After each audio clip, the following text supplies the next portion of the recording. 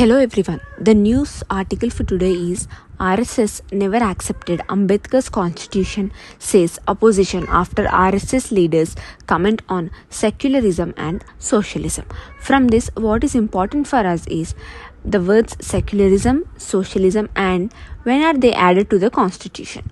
So, if we see the previous year questions on these topics, here are the questions. In the following quotation, we, the people of India, having solemnly resolved to constitute India into a sovereign, socialist, secular, democratic republic and to secure to all its citizens justice, liberty, equality, fraternity. In our Constitutional Assembly, this X do hereby adopt, enact, and give to ourselves this Constitution. X stands for. Please mark your answer and do comment your answer in the comment section. Next question. What was the exact constitutional status of India on 26th January 1950? A democratic republic, a sovereign democratic republic, a sovereign secular democratic republic, or a sovereign socialist secular democratic republic? Please mark the correct answer and do comment in the comment section below. Coming to the next question, consider the following statements. The Constitution of India defines its basic structure in terms of federalism, secularism, fundamental rights, and democracy. The Constitution of India provides for judicial review to safeguard the citizens' liberties and to preserve the ideals on which the Constitution is based. Which of the following statements is or are correct? Next question. Constitution does not recognize the caste system because India is secular. It leads to inequality which is against the Constitution. It leads to untouchability or all of the above. Please try to answer these questions. Next, the word secular denotes keeping away from all religions, belief in one God, freedom of religion and worship to all citizens, and practicing different religions. We will pin the right answer in the comment section.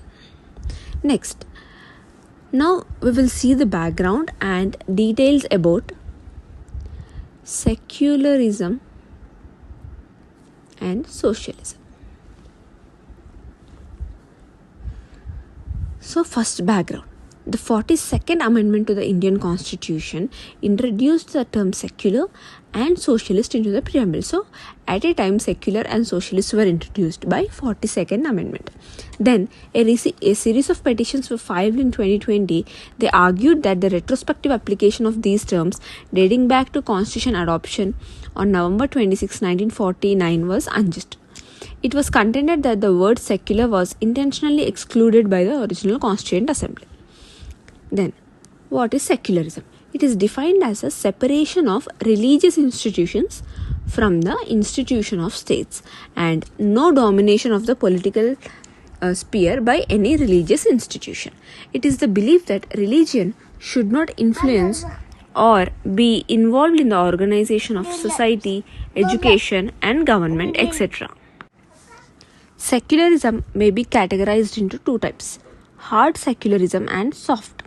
Hard secularism considers religious propositions to be epistemologically illegitimate and seeks to deny them as much as possible.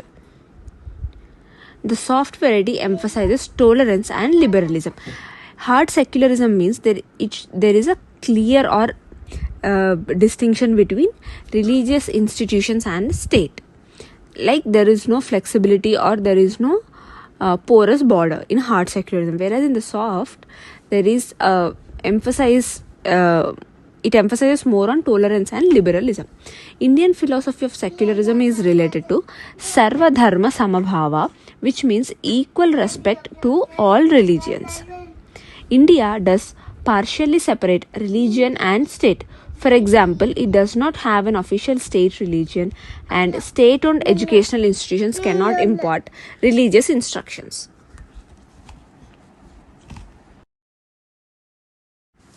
Then, coming to Indian constitutional provisions regarding secularism, we have Article 25, 26, 27, 28, right to religion,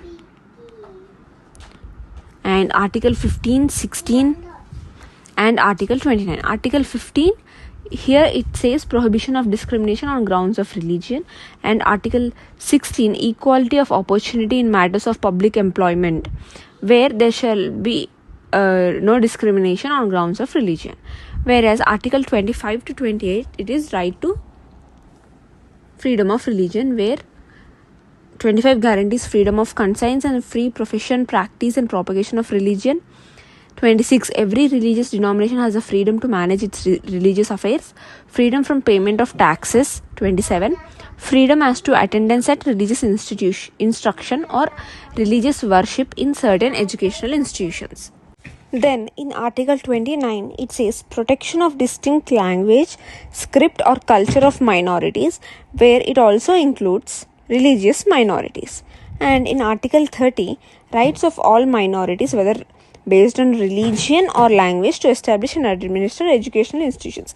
In Article 30, it specified religion as a separate minority, but there is no specific a word in Article 29, but religious minorities is implied in the article. Then the preamble of India states that India is a secular country, which is added after 42nd Amendment 1976. Then coming to socialism. Socialism is a political economic system advocating for collective or governmental ownerships and administration of the means of production and distribution of goods. It emphasizes reducing income inequality and ensuring social welfare and equality of opportunity. So, what does socialism emphasizes? 1. Reduction of income inequality and ensuring social welfare and equality of opportunity to all. What are the types of socialism and what is India's approach? 1. Democratic socialism balances social welfare with private sector participation, allowing for both government and private to coexist, which is called democratic socialism. This form focuses on social justice, regulation and welfare policies without eliminating private ownership. In democratic socialism, private ownership is allowed and both state and private coexist. Whereas communist socialism advocates for state ownership of all means of production and it completely eliminates private property, which is the type followed in India. India follows democratic social model where government plays a key role in welfare and economic planning, but private are also encouraged to contribute to the growth and development. What are the constitutional provisions of socialism? Preamble of the Constitution defines India as a socialist nation, emphasizing social, economic, political justice for all. Then Article 38 mandates the states to secure a social order for the promotion of welfare of the people. Then Article 39 calls for the states to ensure equitable distribution of resources and provide adequate means of livelihood for all citizens. Article 38 and 39, socialism. Then in DPSP incorporates socialistic principles guiding the states to work toward the well-being of all citizens, particularly underprivileged section. And when is this added? In 42nd Constitutional Amendment introduced during the emergency, it added the term socialist and secular to the preamble, emphasizing India's commitment to a just and equitable society. Then in 44th Amendment enacted post-emergency to restore civil liberties and reduce the power given to the state during the 42nd Amendment. Then in basic structure doctrine also it established that core values of the Constitution, including socialism, cannot be altered by any amendment. So this is the importance given to socialism and secularism in the Constitution.